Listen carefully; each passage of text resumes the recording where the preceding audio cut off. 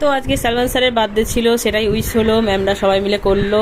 আর স্যারকে একটা গিফট দিয়েছে ম্যামরা, সেটাই খুলে দেখানো হচ্ছে স্যারকে। তা বেশ স্যারের ভীষণ পছন্দ হয়েছে, দেখে বোঝা গেল স্যার সঙ্গে সঙ্গে পড়তে চাইছে। তারপরে ম্যামরা মিলে সব ছবি তোলা চলছে, সেলফি চলছে, এগুলো সব আমাদের ম্যাম ভীষণ ভালো হই হুল্লোড় করে